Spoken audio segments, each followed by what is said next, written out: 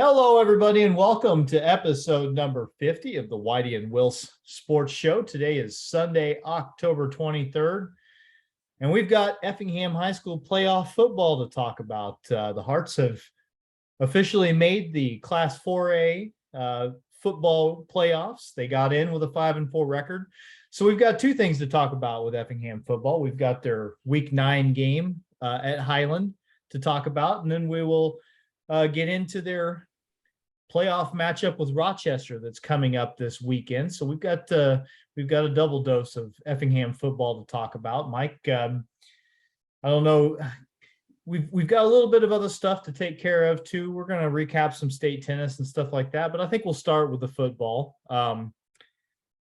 It was Effingham. We'll get into the playoff matchup in a minute because that's they got to play Rochester, and that's always an interesting matchup. But first things first, I thought the Hearts did a great job down at Highland. They got beat. They got beat down at Highland Friday night. It was a 34-20 final, but they played really well and gave Highland the first game that they've had since the second week of the season. And really, I think that for probably a few minutes, the Highland crowd and their coaching staff as well was probably a little concerned about how things were going, because it looked early like they were going to boat race Effingham. It was 21-7 at one point, and they had scored on every one of their possessions, but the Hearts fought back and made a game of it, and really comported themselves well against an 8-1 team that is going to go into the playoffs as a high seed in the 5A bracket. And they're number 2 in the 5A South? Yeah, number 2 in the south side of the 5A bracket. So Effingham did a great job. As Coach Hefner said, after in his post-game interview, he said, there's no such thing to me as a moral victory, but I think that if you were to subscribe to such a thing, you would have to say that, Effingham has to end the season with as good a taste in his mouth as you can, taking a loss.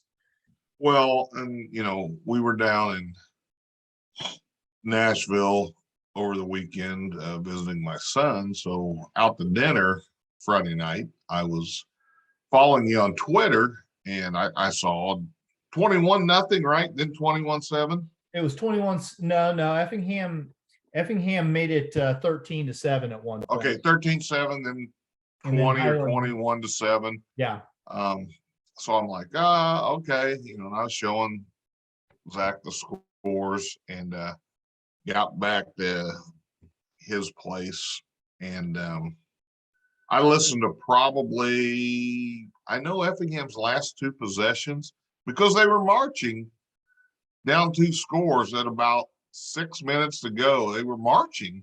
Mm-hmm. And I don't know if it was a hold, a sack, something really kind of set them back into holes, like a first down play down around maybe the 35, and they had a hold or something, and it ended their momentum. And then I heard, you guys were like, well, that may be it. And then Highland was marching and then fumbled. Yes. And the Hearts got the ball back. But again, high school ball, that magical 2-minute drive is very hard to put together. It is. And it actually even got to 28-7. Highland scored another touchdown. They scored on their first 4 possessions of the game. And that one, to make it 28-7, that was a 90-yard drive too. So they got the ball. They had a penalty, I think, during the kick return. And so they had a really long way to go. And they put together this long drive. And you're kind of thinking, we're never going to be able to stop these guys. They had a tough running back, but then also could throw the ball extremely well. So they were a threat in both phases of the offensive game. And that's tough for any high school team to stop. Right? So you kind of wondering, but Effingham scored with a couple minutes to go before halftime. Andrew Lutz, by the way, 3 Yeah, touchdowns. Effingham, all 3 scores were passes. Yeah. And Tanner it looked Pawnee, like I saw video highlights. I think T-Rep had them on A&D, and yeah, it almost looked like the same play. it was pretty close to the same play. Both times Lutz just got behind the defense and Right. safety didn't pick him up or something. I don't, I breaking down film is never going to be a strength of mine, but I will say that both times Andrew was able to get behind his man and nobody else came over to pick him up. And Tanner made the read both times. Tanner Pontius probably played about as good a game as I have seen him play in his high school career. And I hate to say that in a game that they lost, but he really did. He threw the ball well. Even he completed a pass to Weldon Dunston out of the backfield early in the game, got 28 yards out of it. And then they sent Weldon up the left sideline later on in the game, and Tanner dumped a pass right over his shoulder. Just dropped it in the bucket. It's a tough catch to make, okay? But Tanner couldn't have thrown it any better. And it's just one of those plays that didn't come together. But that was a hell of a throw. And it's too bad that it didn't work, but it does show, I think, some progression that he's made as a quarterback at the high school level. And he runs the ball so effectively now too. He's really turned into an excellent ball player. And listen to your stats. It sounded like the Hearts had a really tough time on the ground, but they dominated time of possession, which, they came up with so many plays on 3rd and long or fourth and a few to keep possessions alive. I mean, there must have been 5 or 6 plays they made where they had to make it, right? And that's right. The thing. Crunch time plays. You have to make this play. And they did a bunch of times. So, there's a lot of good stuff to take away from it. And again, they were down 28-20 and they had their chances. I mean, they had their chances to make a play here and there and possibly, get a game tying score. And then even when Highland went back up by 2 scores late in the game, it was a fluke play that set up their last score. I mean, their quarter, I don't know if the pass got tipped a little bit or if he got hit as he threw it, but he threw a ball about 1.5 miles in the air, and he had 1 receiver down toward the goal line and 3 Effingham players in the neighborhood. And the receiver circled back for it and somehow came away with it. It was just it wasn't how they drew it up, but it worked. That's what took it from 28-34. Yeah. And they were able to walk in from there. And so that was a back-breaking play. But I mean, if they don't complete that, it was probably a punt situation for them. And so then Effingham, who was able to, they were able to run the ball a little bit in the second half. They did figure out some running. They made some adjustments in the running game. I mean, if they get the ball down 28-20, I'm not saying they're going to. It would have been nice to see. But yeah, it would have been interesting. It would have been exciting. And that's the thing, I didn't know what to expect. I knew Highland had been beating the hell out of people, and they were putting tons of points on the board. And so you go into this game and you're thinking, this is a pretty good team. I'm not gonna, not gonna be too upset if Effingham loses this one. But then, and especially the way the first half went, you're still kind of thinking, it is what it is. But then the way they played in the third quarter, you start letting yourself think, maybe something can happen here. So that's all you can ask for in a game like that. One of the things I think you look at with this group, and Effingham had 4 losses. 3 of those losses are a 1 or a 2 seed in their respective bracket. I mean, Muhammad's a 1. Muhammad's a 1. Highland's the 2. St. T's number 1 in theirs. Mount Zion's the only one who's Mount Zion's a 12. Mount Zion's a 12, and if they don't lose on the last second to Charleston, Mount Zion's probably a 6. I'm sure there was about that big of a effect, having 7 wins versus having 6. Yep. And Mount Zion, by the way, they are they had to come. They had to get a very last second score. I don't know about last second, but a late score against Mater Dei. Yeah. Get a win this past week. So Mater Dei actually missed the playoffs, which is I don't know when the last time that happened was. So to be honest, really, I'm guessing Mount Zion probably offensively played their best game of the year by far against Effingham. Yeah, I mean they looked so good, and well, I mean, you got beat by Charleston. You know, you and Charleston is won. They're like 1-4 in a row, right? Yeah, I mean Charleston got another win this week.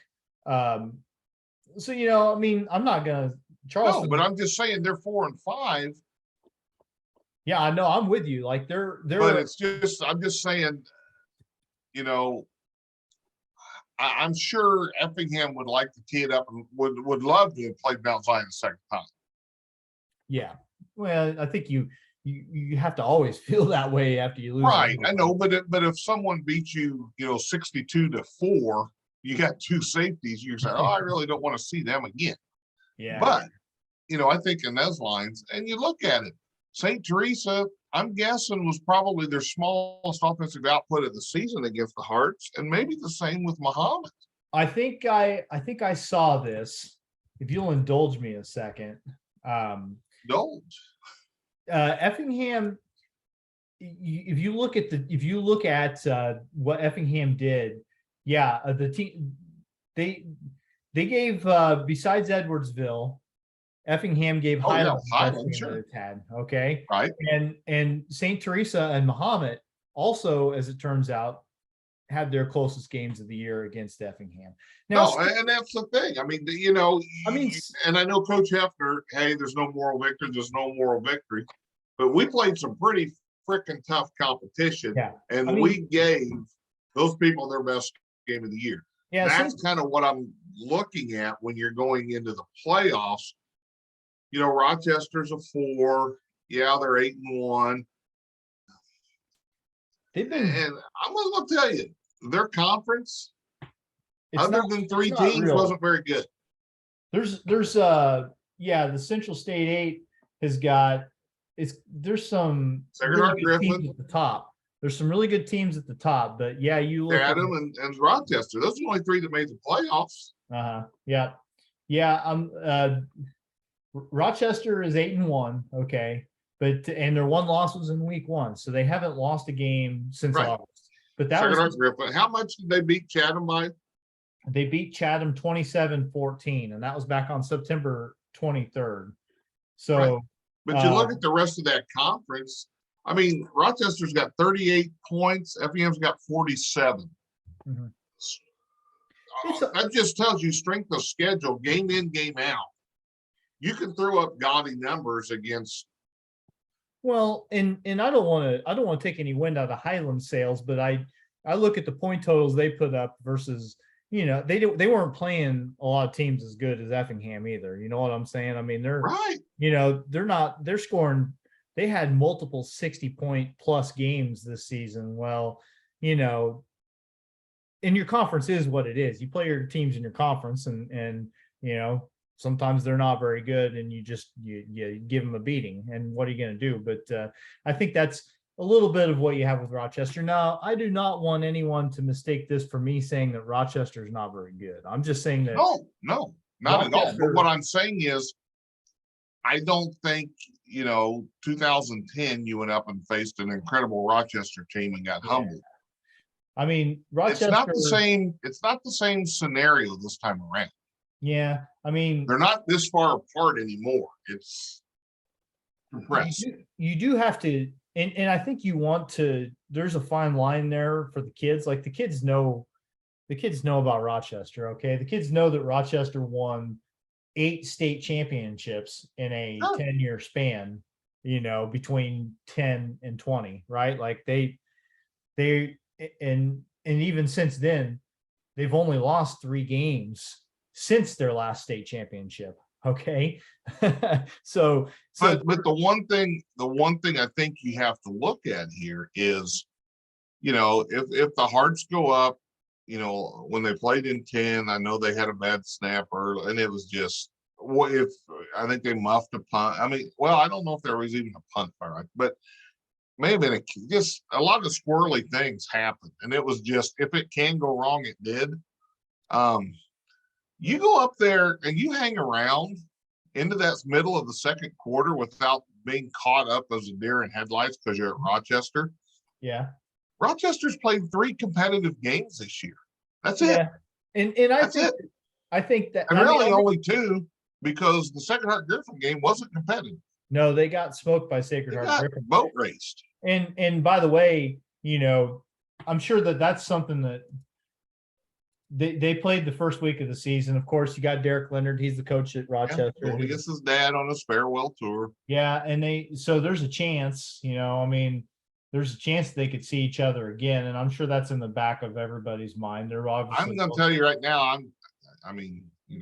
What I know about high school football is not much anymore, Whitey. But I'm just going to tell you, they're not going to meet this year. You don't think so? Nope. It would take. Well, obviously for Rochester, it would take getting to the state. The semis, wouldn't it? Yeah. So they'd have a ways to go. They're on one side of the South bracket, and I'm just the other side. And I'm just hanging my hat on something really stupid. A lot of people will say, but Rochester hasn't taken meaningful snaps in the second half in maybe 2 games. Is it? Yep. They They I don't know. Well, I don't know. I don't know what maybe one game. They beat this last week they beat MacArthur. They beat Decatur MacArthur 49-0. Before that, they beat Jacksonville 42-14. They beat Normal U High 56-14, and Springfield Southeast 54-6. That's their last 4 games since beating Glenwood 27. To be honest, they've been in a game once this year. Right. Yeah. I look at that.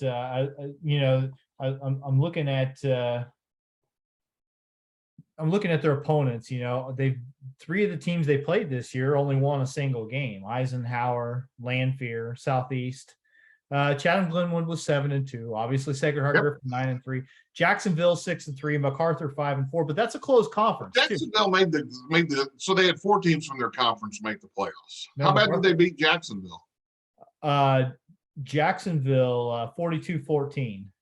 So yeah, Sacred Heart Griffin, Glenwood, Jacksonville, and so Jacksonville gets in the playoffs, and their losses are to Sacred Heart Griffin, Rochester, and Chatham, the 3 good teams. So they were like, okay, we're 4th best in a conference, and the thing is, no one below us is very good.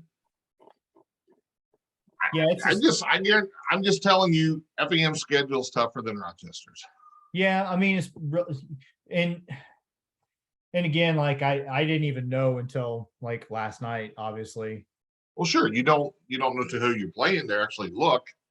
But I feel like getting into the playoffs at 5-4, I could have imagined worse draws. That's all I'm doing. I could have imagined. You could have got Sacred Heart Griffin. Yeah, and that was on the table. I think that was one of the things they were thinking about. Well, but that's where all your playoff points. That's where your playoff points paid off in spades. Yep, Effingham got the 13 seed on the south side of the 4A brackets, and Mount Zion's the 12, by the way. So Mount Zion's playing Breeze Central this week, and so theoretically, Effingham and Mount Zion could see each other again in the second week of the playoffs. Now here's the thing about Mount Zion. I think it can be a wild card, and people that don't know them, when they throw the ball that much and that well, I don't think a lot of high school defenses face that good of a passing game. Sure, which is going to be. That's what Rochester does, right? Like they throw the ball. That's sort of. They used to. I don't know if they throw it as much as they used to. Historically, what they do anyway. They've had some great They've had some great kids. Yeah, they're incredible. Derek Leonard's done an incredible job. I just don't look at this group as being as dominant as they've been in the past. Well, they've got a senior quarterback by the name of Keaton. I'm going to say Rice. It might be Reese, Reiss. And he's thrown for 1,600 yards this year. So he's, 17 touchdowns against a couple interceptions. They don't have a back that has like real gaudy rushing numbers. I'm looking at this, and they've gotten a lot. They've had a lot of kids run the football, and I assume that there's probably part of that is because you're beating people up pretty good, so you're going to play some other kids in the second half, right?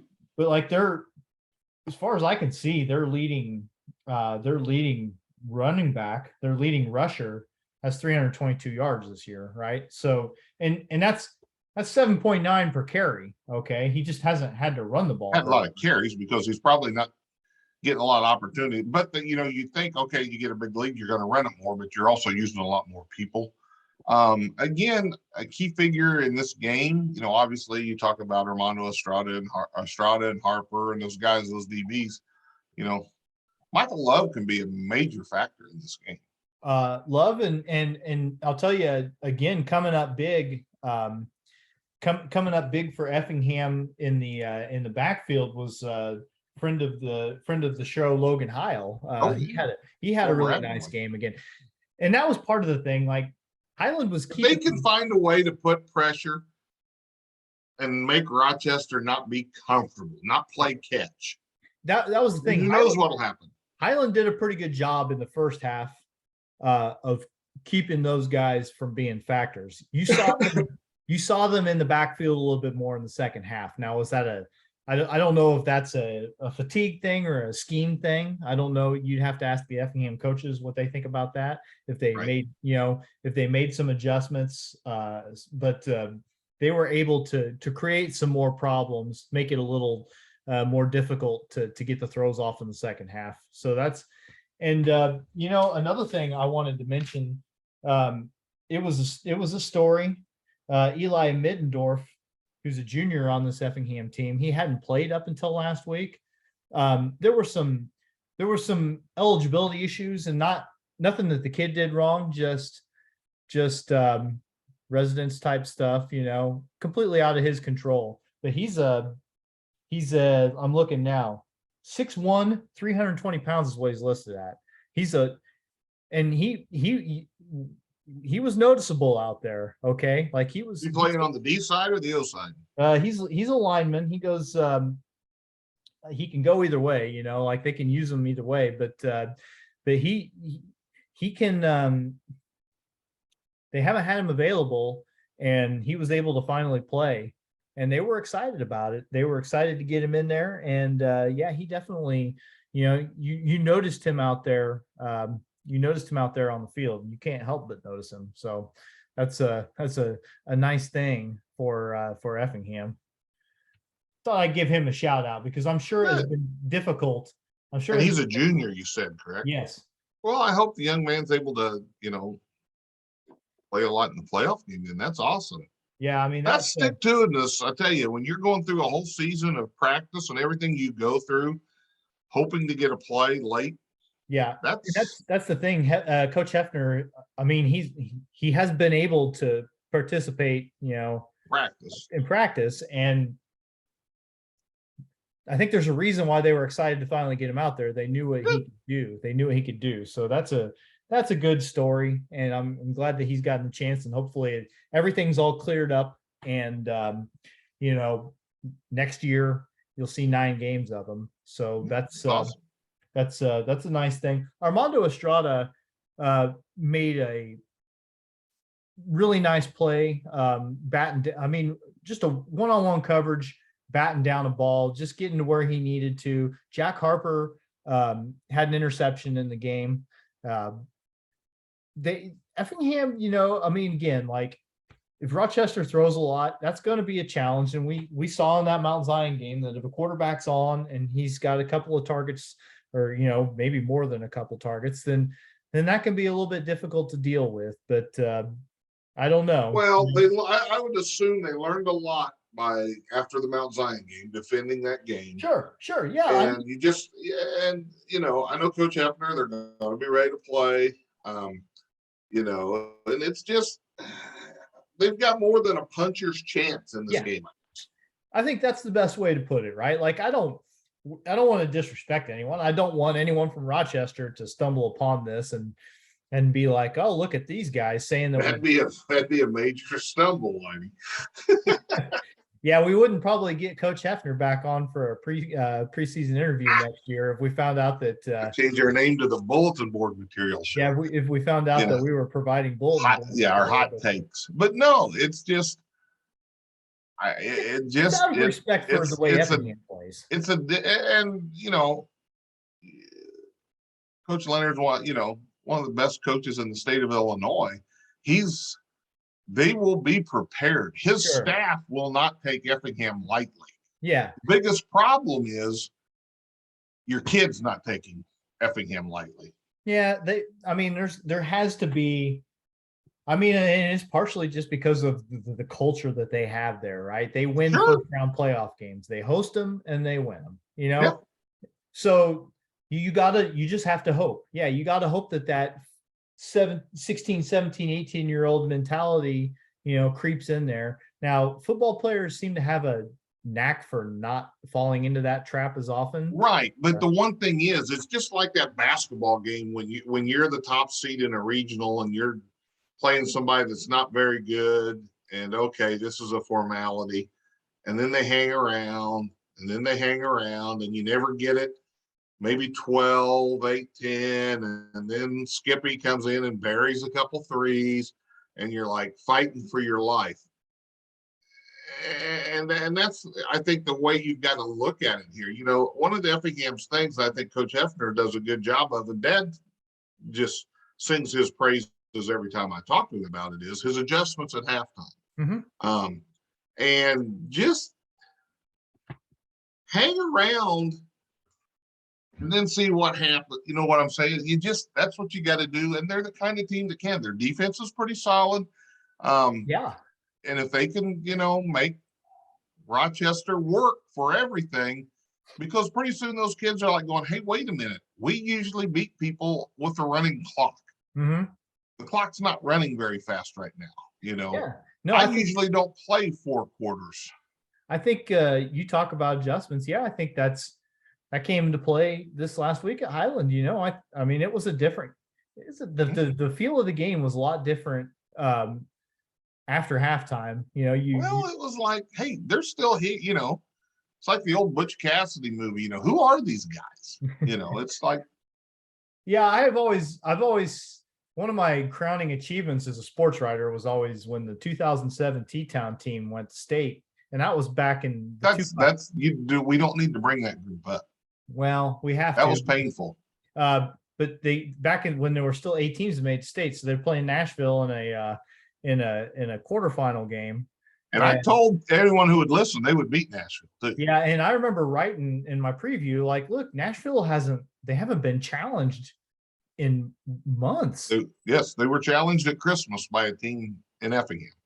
But like they had been rolling through the regionals and through the sectional, and meanwhile T-Town had hammered T-Town in the shootout by 22, 23 points. So they had a little false sense of security, I guarantee you, going into state. But T-Town had to fight for every win in that postseason. Remember, they played Newton in the first game of the regionals and barely got out of the regional. Yeah, and overtime first game of the sectional. Yeah, in essence, a buzzer beater to get out of the sectional. So those kind of battle tested. Yeah, listen, is there any correlation between a 15-year-old high school basketball game and this year's playoffs between these two teams? Maybe not, but there's a point to be made there anyway. It's still the human nature aspect, and trust me, not every person on a team, basketball, baseball, football, whatever, is always laser focused. And when the coach says, I don't care if we beat him or how good we think we are, this is going to be a battle, not every kid buys into that, Whitey. Sure, I mean, that's human nature. And it's just, and again, I always told my kids, we just have to, I wouldn't tell my kids, I'd tell my coaching staff, we just have to avoid sphincteritis. You get in that game when all of a sudden, who are these guys and why are they still hanging around? You get a little puckered. And sometimes the arms, you get the alligator arms catching a ball, throwing a ball. this guy trying to punch the ball out. Maybe I don't have it as secured as I normally do. It's little things, and high school kids can get caught up in reading their own clippings sometimes. I wanted to real quick too. I just wanted to mention Weldon Dunston again. I mentioned the catch and then the near catch that he had, but Weldon is a different running back in week 9 than he was in week 2. Now, I think that he was maybe physically dealing with some stuff, especially. Well, I think he got banged up a little in that first game too. Yeah. So I don't want to, I don't know exactly what all was going on there, but I will just say that remember when we talked to Coach Hefner before the season, and John Westendorf was going to be the workhorse, and then Dunston was going to be the change of pace, right? Dunston was going to be the speed guy that would kind of catch you flat-footed sometimes.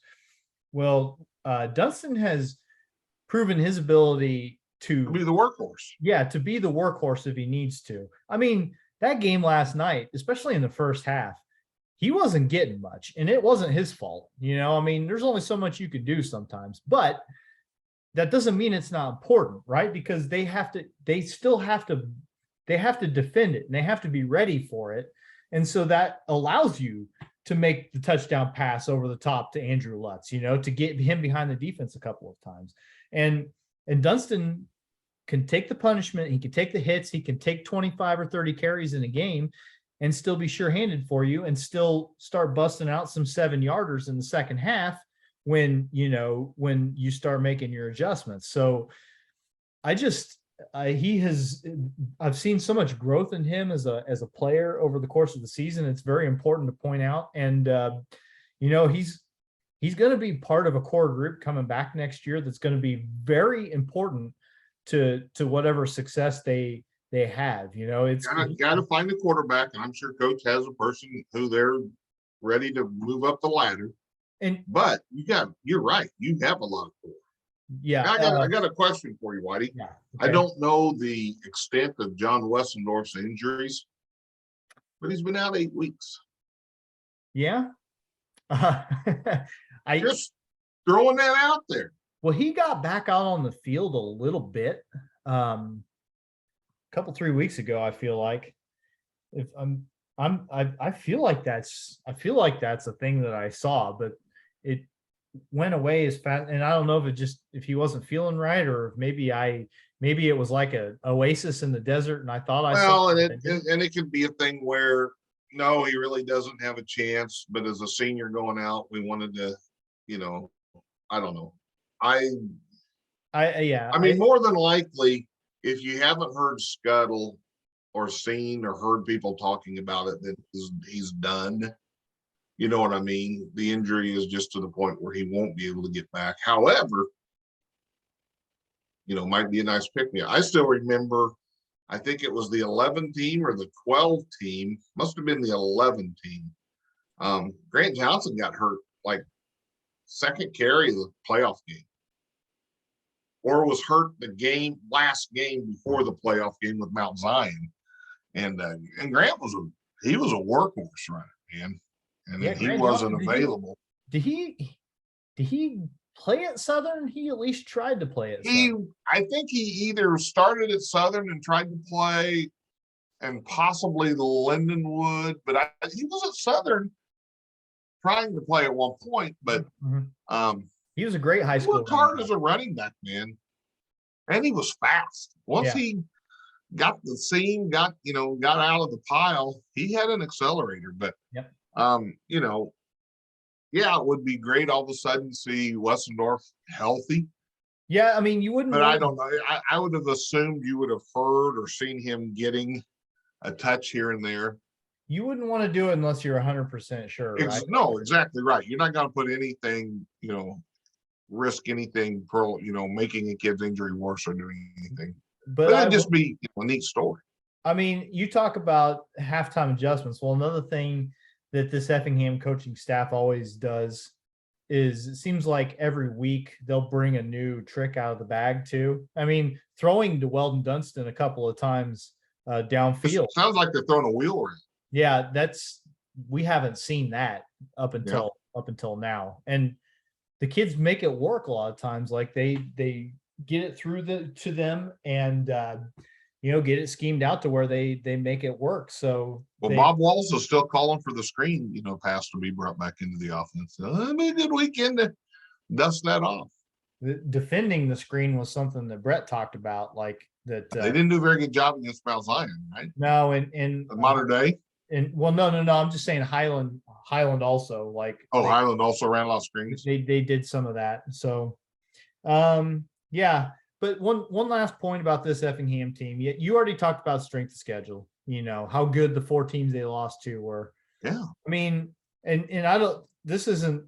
And I don't want this to sound critical of any past coaches, because it's not. But if this was the old Apollo Conference where you're playing like 7 conference games and you just got like a couple of bookend non-conference games at the end of the year, but you're playing the Alneys and the Parises of the world still. This is an Effingham team that probably goes undefeated. You know what I'm saying? Or maybe one. You still had Mount Zion in there. Muhammad was still in there. I guess Muhammad came late to the show. Muhammad came later. So Olney made the playoffs. I would have kind of liked to seen that matchup against Olney, because a couple years ago remember Paris made the playoffs and Effingham got to play Paris, and it started, and then Effingham just kind of warmed down with their, hey, we only go one way. Our kids are fresh. Your kids are worn out. Now your kids are tired. We're going to just really hurt you. I mean, and that does just go back to the point of like 8-1 or 9-0 or even 7. Like a record only tells you so much, because of your allegiance to your conference, and you're beholden to play a lot of the teams that you're required to play, right? And so don't pucker up too much just because you see a team's 8-1. I mean, if you're Effingham, I agree with that 100%. Yep. And I think and I think the Hearts will come in very laser focused, and I think it'll be, I love coming in with, we got nothing to lose. No one here gives us a chance. And I don't know if this is official yet, but 1 o'clock Saturday. 1 o'clock Saturday. I have seen that. Okay, it's not on the IHSA website yet, but I think it's been agreed upon. So, and that's good. I will be listening to you and Mr. Sapp wax poetically. Well, we'll see what we can do. I think Hey, and you're indoors, you're not outdoors, so you're good. Is that right? I don't know. I'm pretty sure they have a nice facility. We were outdoors in Highland, and it was not bad because the weather was not bad, but right. I could have envisioned a late October outdoor, a little chilly or a little wet. Yeah, it was a little windy, but other than that, the only problems we had were equipment related, and there's nothing. Hey, I had the last leg of the drive coming home from about Marion on, and it was a little windy in Southern Illinois coming home today. I'll tell you that. Yeah, was it? Oh, and it got worse once you got past Salem. It really picked up. My son wanted me to rake some leaves so he could jump in them in the yard. Let them blow away. And I was just like, I'll do it, but that pile's not going to last very long because of how. Yeah, I think we had some neighbors decide to decorate our trees a little bit Friday in the daylight after we had left. Yeah. And so there's scraps blowing all over the neighborhood. So I didn't feel bad about not being here to clean it up. Solidarity with the people who TP'd you. I'm on their side, and the only thing we got video. It's grainy video. I mean, the Zapruder film was clearer than what we got. The only thing I'm going to say is give those people my number so they can call me next time, and I'll come help them. Well, I don't think anyone had a very good arm because there wasn't a whole lot up in the air. All right, so we should probably we kind of previewed the tennis for the girls. I think we can put a pin in football now, because we said we were going to do a quick one here, and then I know we always say that. We just what are we going to do? We're a couple of talkers. I know. So girls tennis, that the state meet was this weekend, and it kind of went how it goes a lot of times, which is we get a few local girls up there, and the competition is stiff, and so there's not a lot of necessarily victories to get, but there were some. No, it's getting points, and I think last year T-Town got up maybe in the top 10, and I know St. Anthony a couple of years ago got up there pretty high. I mean, even though there's 2 classes, there's really, really, really a lot of very big schools. Yeah, When you sure. look at the list of schools, there's a lot of big ones. Big schools, and then just there's people that concentrate on. I think it's just there's a little more. How do I put this? A little bit more tradition, in their schools to have that strength. Northern Illinois high school girls tennis and boys tennis is kind of similar to Southern Illinois high school girls and boys golf. Yeah, it's a very similar situation. So those we'll start with the T-Town girls that made it. It was a doubles team: Olivia Hemmen, Anna Prupst, and they actually did get a first round win. That's huge. You get that first win, that's a 2-pointer. Yeah, and they got up off the mat too, because they lost the first set 6-2, but then they won the second one 7-5, and then it came down to like 10-8 or something. Yeah, 10-8. So it was it was a you got on the screen in front of you? No, I do not. I actually saw it on Twitter Thursday, I think. So that just shows you that they played a couple of really tight sets and came back and won it. So that's good. They lost their second round match, but again, they lost pretty big in the first one, and then turned around and gave this team from Danville a 7-5 set in the second set. So, and then they got to play a familiar opponent. They went into the drawback or consolation bracket. They played St. Anthony. Yeah, Mia Kinkler and Ellie Link beat them 6-2, 6-3, and then finished up. They lost it was the third round of the consolation bracket side. They lost to a team from West Chicago, Wheaton Academy. I know, pretty big school. 6-2, 7-5. So again, gave them a really good second set. Competitive all the way through. It's awesome. Yeah, absolutely. So good on Olivia and Anna. It's always good to get a couple of wins up there. So they won 2, lost 2. Since we already talked about the St. Anthony girls, that doubles team. They had one win, right? They lost their first match, they got a win, then got beat. They did. Yes, Mia Kinkler and Ellie Link. They lost in their first match on 6-0, 6-2 to a team from Waterloo. Then went on the consolation side and shut out a team from Marion, Chicago Heights. Beat them 6-0 a couple of times, and then that match with Hemmen and Prupst from T-Town that ended. They were all the way in like Bolingbrook, and they could have done that like at Evergreen. Yeah, so that was the end of their tournament. Now Emily Kowalski is the singles player from St. Anthony that made it, and she won her first 2 matches. She scored 4 points. Yeah, I got 4 quick points. Yeah, and she was pretty dominant in those 2 wins too. She beat a girl from Belvedere 6-0, 6-0, kept her off the board, and then beat a girl from Danville Schlarman 6-1, 6-2. So just 3 games lost in the entire first 2 matches. So that's awesome. Yeah. And then she ran into some pretty good competition after that. Lost 6-0, 6-2 in the third round on the winner's side, which dropped her to the 4th round of the consolation bracket, where she was beaten 6-3, 6-0. And those were both Chicago players. The first one was from Wolcott. The second one was from Chicago Latin, which Latin school, the boys golf team, familiar with some of the Chicago Latin kids. So that's Emily Kowalski. She scored 4 of St. Anthony's 5 points. Did a good job there. So that leaves Effingham High School, and that was a doubles team. Ayla Jai Woomer. We figured out the pronunciation. Well, you're relying on Mr. Sapp, so it's 75-25 chance you got it right. We'll throw Greg under the bus if we've got it wrong, but I do know that I am pronouncing Izzy Volpe correct. Yes, you are. You got that one. So Ayla Jai Woomer and Izzy Volpe, a doubles team out of Effingham, and they lost their first round match to a team from Danville, 6-0, 6-2. Came back and got a win in the first round of the consolation, 6-2, 6-3 over a doubles team from Oak Forest, and then they washed out in the next round of the consolation to a team from North Shore Country Day in Winnetka. Yeah, I've heard of that school. They've had a, 6'4", they had a 6'5". kid play basketball at U of I. Is that where that Richardson kid who was at Illinois for 1 year was from? Jeremy, is that Jeremy Richardson? Is that? Maybe. I don't. But there was a kid who was only there like 1 year. Oh no, that was Jeremy Richmond. I'm thinking of. Yeah, no. North Shore Country Day. I think that's where he was from.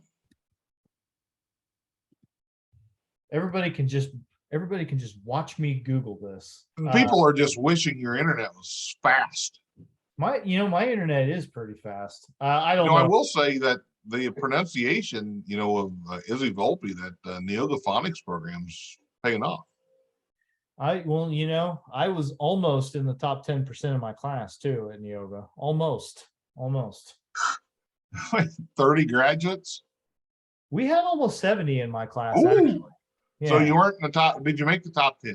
I didn't make the top. I was a little bit of an underachiever. I don't know if this surprises you about me. That's not the top 10%, Whitey. I didn't take high school very seriously. I was 13th in my class, I think. I got a pretty good ACT score. We won't get into that because it's the farther I get away from it, the less important. I tell my kids the ACT score is a lot easier now than it was back in my day. I got a good one, and at the time I like to tell people about it, but now I realize that nobody cares, and it didn't. Well, all three of my kids beat me significantly. So. Yeah. Well, That's right. So they were in the 20s then. Oh, I was in the 20s too, Whitey. Not very far then.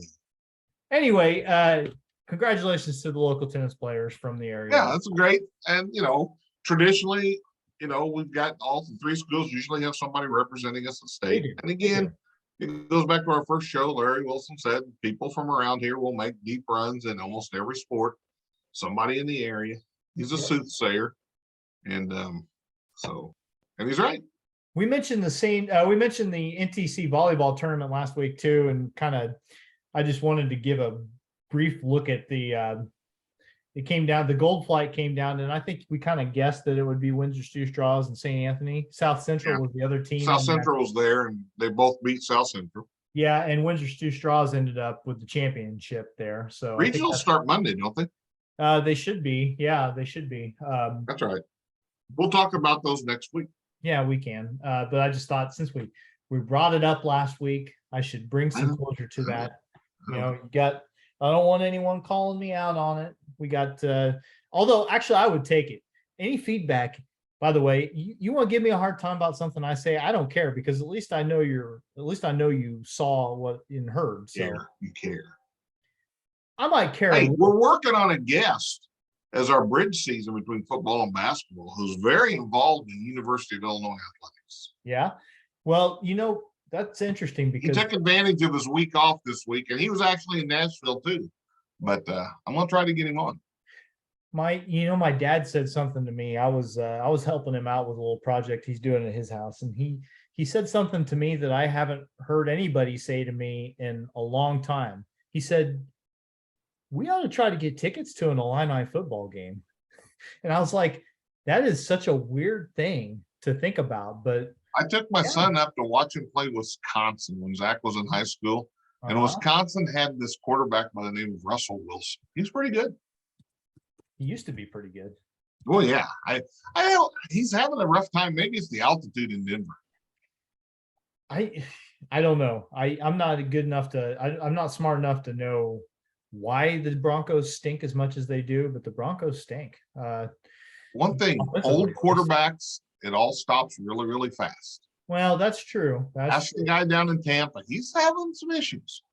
But Illinois, man, they're 6-1. They really ought to be undefeated. And they should. They beat Nebraska. That's huge. That still keeps them unbeaten in the West. And Purdue's already got a loss, right? In the West, I'm pretty sure they do. Yeah, Purdue is Purdue is 3. But it's the West standings that determine who goes to the conference championship. Yeah, no, Illinois is on top of the West standings right now, and I don't see who it's going to be. They play Purdue, and it seems like they should be. You won't take anything for granted, but really, you look at their Big Ten, you look at their remaining schedule. But somebody beat Purdue. Was it Minnesota? Purdue got beat by not. Wisconsin beat Purdue. Oh, Wisconsin beat him? Yeah, That was this week. Yeah, Wisconsin beat him yesterday. Okay. So And, yeah. Yeah. So Illinois, I think Illinois' biggest enemy would be itself at this point. Like if Illinois beats Nebraska and maybe an Iowa they already beat or Iowa. a Minnesota were to beat Purdue, okay. I get what you're saying. Yeah. I mean, Illinois, you look what they got left. They've got Nebraska, they got Michigan State, who's not very good this year. They've got Purdue, then they've got Michigan. Okay. Could be a potential preview of the Big Ten championship. Well, I mean, Illinois got 3 games before they play Michigan. You could theoretically see 2 top 10 teams playing. You could, because they're what, 14th now? 17th. 17th, yes. And Michigan's don't count the Illini out. And it's interesting. I mean, I've watched them play a couple times on TV. They're kind of old school. We're going to punch you in the mouth and grind you out. Playing good defense and run the ball. We're gonna run the ball and we're gonna throw it when we have to. Yep. So yeah, you look at it, and then they got Northwestern to close out the season. They'll kick the bejesus out of them. I hope. I'm not a big Pat Fitzgerald fan. So all bad baggage. He's got some baggage. All bad things to him. But the Michigan game, if Illinois plays like it has, then yeah, really the Michigan game is the one you look forward to, right? Like you can go up there and be in the crowd for a college game day. I'm not going to go to Ann Arbor, but maybe the North college game day will come to the Illinois Northwestern game. I don't know, but I could see myself, depending on how Effingham. I mean, listen, maybe the Hearts will be playing playoff football for a while. Who knows? But if the opportunity presents itself on the 5th of November or the 12th of November, I could see myself in Champaign watching a football game for the first time in quite a while. So we'll see about that. All right. And then I don't know, did the baseball game end yet? I know that Phillies won. Did the Phillies come back and win that? Bryce Harper hit a homer in the 8th. I saw something came across on ESPN on my phone. So the Phillies are in the World Series, and they will play the Astros. Most likely. The Astros haven't officially won yet, but the Yankees are going to have to win 4 in a row. And the Yankees have seen somebody do that in the ALCS. Yes, they have. But it wasn't them. The Yankees can't score. Well, yeah, and they're also like their bullpen. I heard Harold Reynolds last night because I had MLB Network down there in Nashville. And Harold Reynolds says they botched 3 pop-up fly balls in some way, shape, or form in the playoffs that have haunted them. The Yankees could use a Chad Green in their bullpen too. Let me tell you, bullpen's not very good. They don't have very many guys that Boone trusts. It's pretty clear that he only really trusts a couple, 3 guys, and you can't. I wonder if they've reconsidered having Chapman on the roster. Well. I don't know. I don't have a lot of sympathy for Chapman either. No, I don't. But I'm just saying, sometimes you make a decision and you think, wait. Well, and the way the playoffs are constructed this year, since they had the lockout at the beginning of the year, it pushed everything back like a week or something like that. And so the playoff, there's not as many off days. And so you can't do any of that Terry Francona crap where you just throw Andrew Miller every game, like you can't get away with it anymore. No. So that worked for Tito. Yeah. And Houston's bullpen is really good. They got they must have 8 guys they can throw out there. And I'm like, man, how does anybody hit this person? So they're good. People don't like them, but they're good. Yeah. Here's the thing.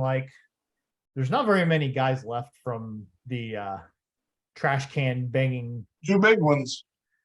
That's true. I mean, and Altuve and Bregman don't do themselves a lot of favors with the things they say in public either, because they I don't know, little arrogance. Yeah, there's a very good reason why people are mean to you and you deserve it. So just deal with it. Deal with it. But anyway, I don't know. They look unstoppable.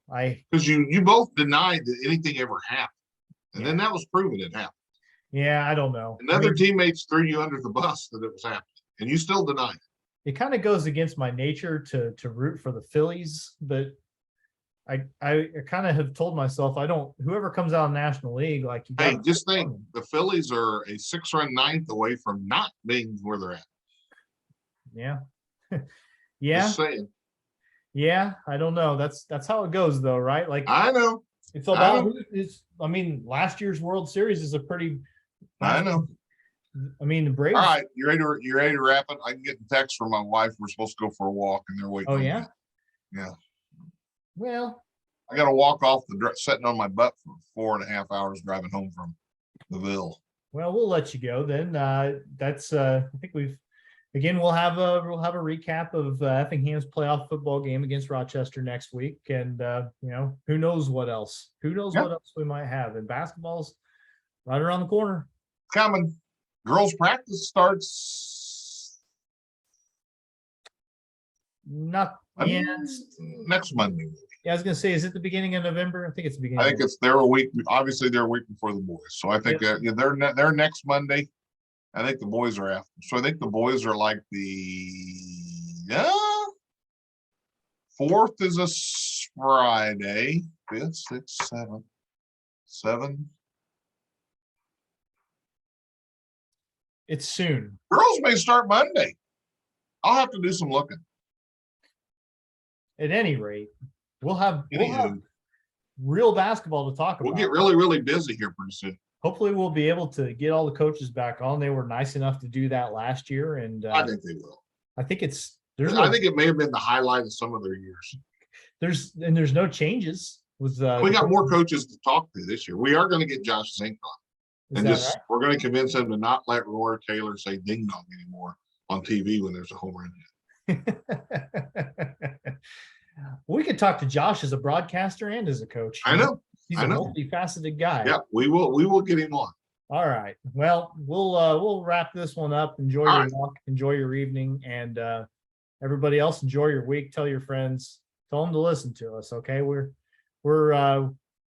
occasionally say a smart thing here and there, and maybe your week will be better because of it. So wow, you went out on a limb there, buddy. All right. Take it easy, Mike. All righty.